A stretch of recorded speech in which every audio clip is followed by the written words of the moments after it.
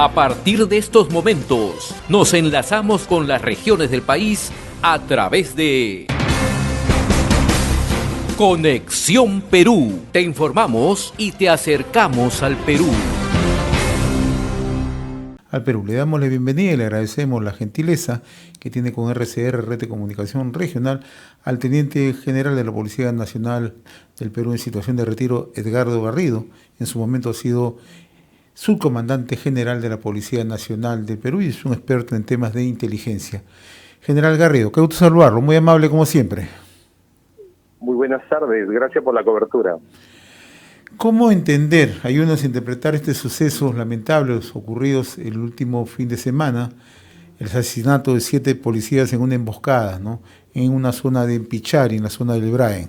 Bueno, una vez más se tiñe de sangre el Brae por la falta de una decisión política contra el terrorismo y contra el sistema de antidrogas y obviamente por la pasividad del gobierno.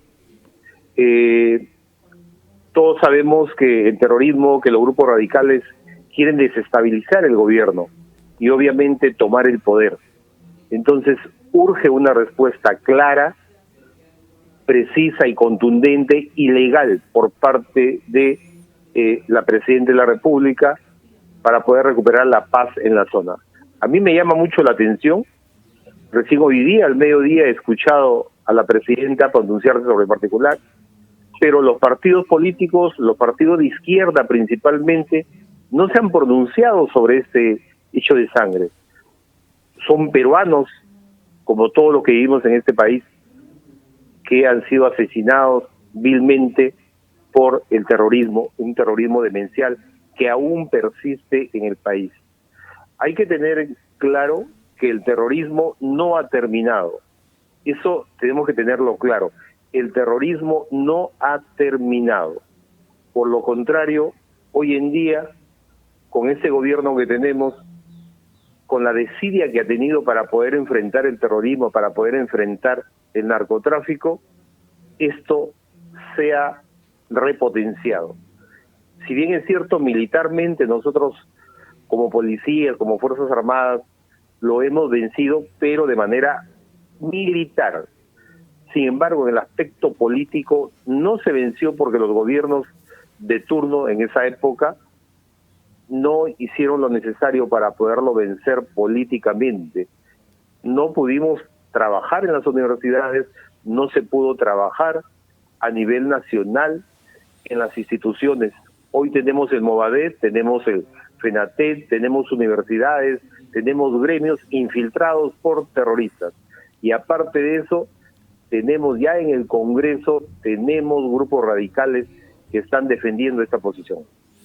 Ahora, General Garrido, señalado que se derrotó en su momento militarmente a Sendero Luminoso, más hemos tenido una desidia en el plano ideológico, ¿no? ¿Eso qué obliga a replantear toda una estrategia ya de manera mucho más integral, particularmente en una zona tan convulsionada, porque es convulsionada? Quizá por la lejanía los peruanos no le damos la atención del caso, pero el Braen muchos lo consideran incluso como zona liberada. ¿Allí hay que hacer un cambio de estrategia?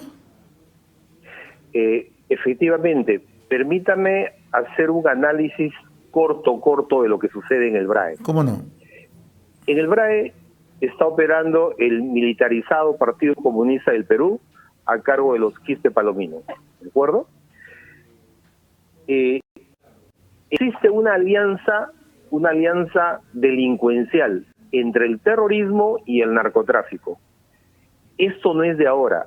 Desde ya 1985-86, ya la Dirección contra el Terrorismo, la DIRCOTE, estableció que existía este vínculo delincuencial y se le llamaba la balanza.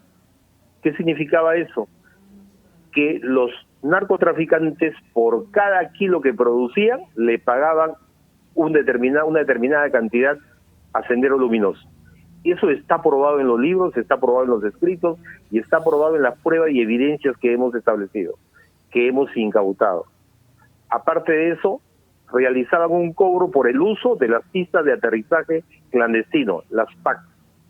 En otras palabras, desde esa época ya el narcotráfico era una caja chica, era una fuente de financiamiento para las actividades terroristas en el país.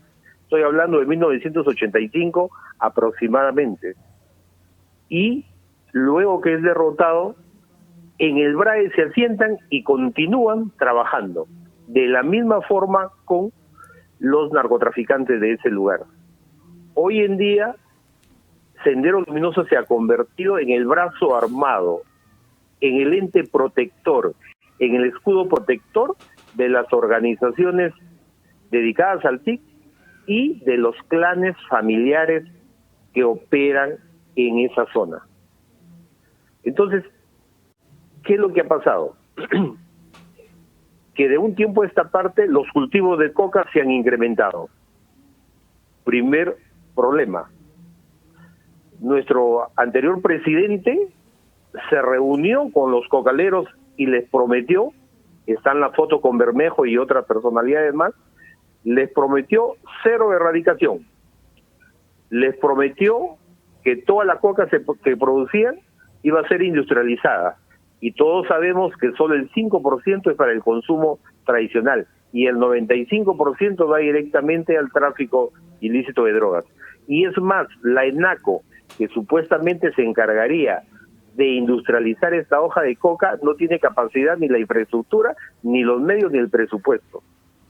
Aparte de eso, a través de Bebida se creó un pacto ciudadano, de tal forma de que la erradicación iba a ser voluntaria y progresiva.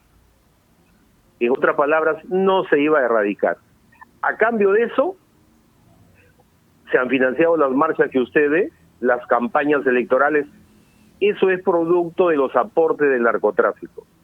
Hoy en día, en los últimos 4 años, prácticamente se ha duplicado, en los últimos 5 años se ha duplicado las hectáreas de cultivo de hoja de coca. De acuerdo al informe de la propia Bebida, en el año 2017 habían 49.900 hectáreas.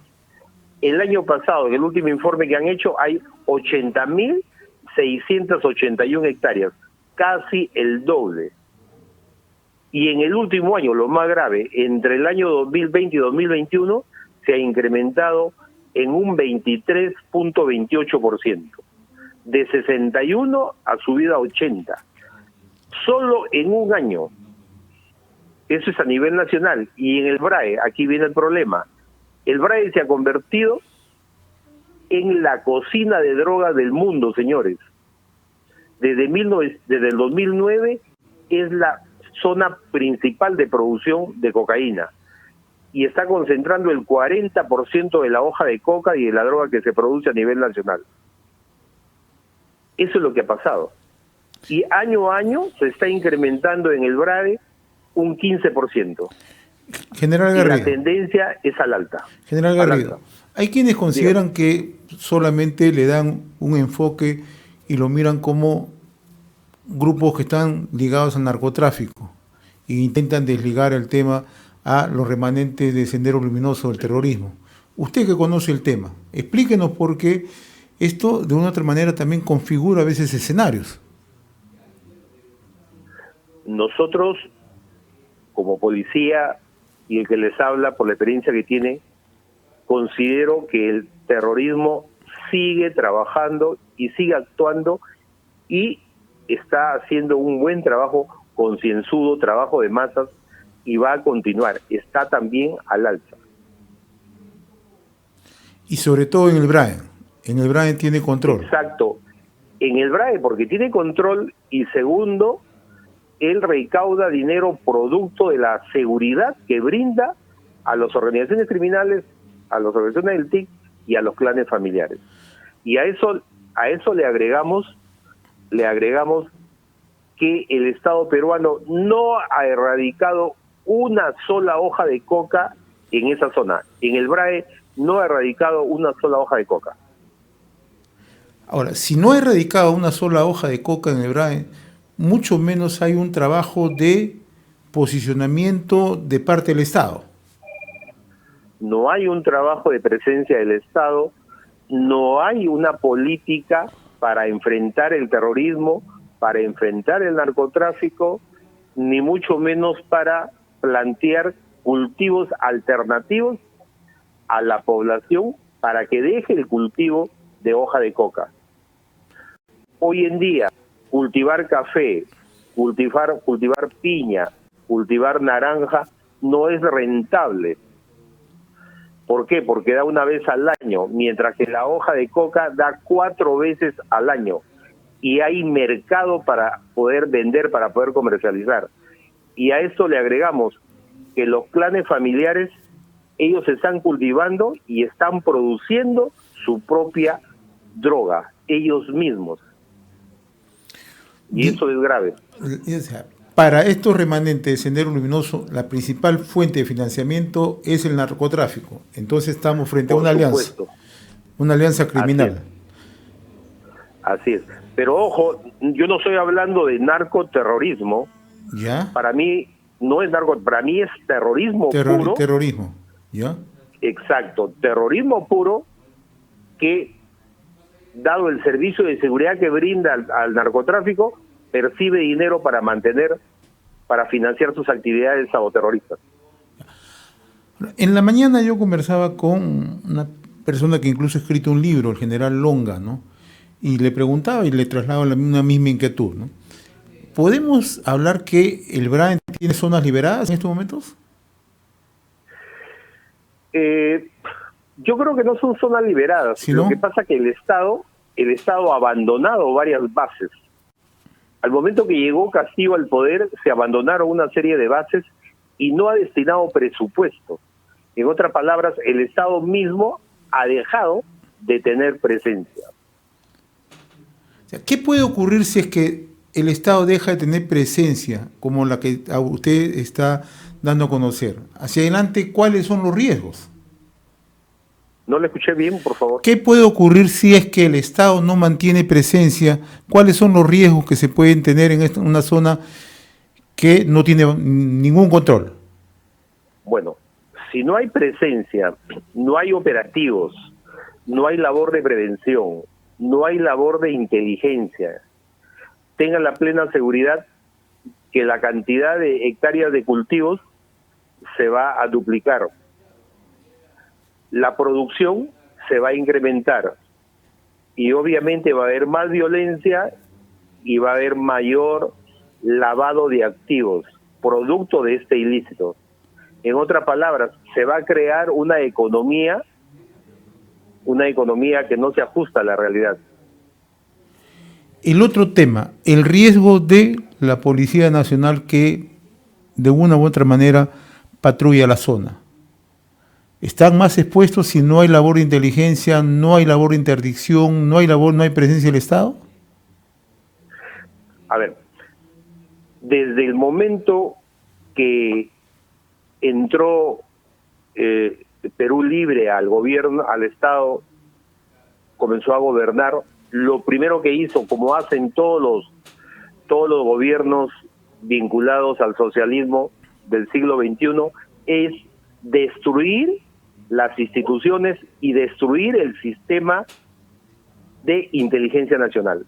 El sistema de inteligencia nacional ha sido destruido.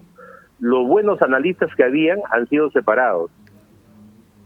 Llevaron a sus amigos, llevaron al jefe de la línea, un mayor que no tenía experiencia, ni siquiera tenía curso de comando, nunca había trabajado ahí en la DINI, y así sucesivamente se hizo en la DIGIMIN, la Dirección de Inteligencia del Ministerio del Interior, y también en la DIRIN, la Dirección de la Policía Nacional. En otras palabras, se ha desarticulado el sistema de inteligencia. Hoy en día estamos reanimándolo, estamos repotenciándolo, pero ha habido una desfase, y esa desfase está trayendo las consecuencias. Es por eso que esas marchas, es por eso que esos ataques a los aeropuertos, eso ha generado la falta de una inteligencia predictiva, la inteligencia no se ha proyectado para lo que se venía. Y en el BRAE con mucha más razón, porque ahí tenemos que enfrentar al terrorismo y al narcotráfico. General Edgardo Garrido, como siempre muy reconocido por esta comunicación con Conexión Perú y RCR, Red de Comunicación Regional. Le agradezco la gentileza, no sé si tenga algo que agregar, por favor. Muchas gracias, muy amable y siempre a su disposición. Hemos presentado Conexión Perú. Mañana retornamos para seguir informando y acercándote al Perú a través de Conexión Perú.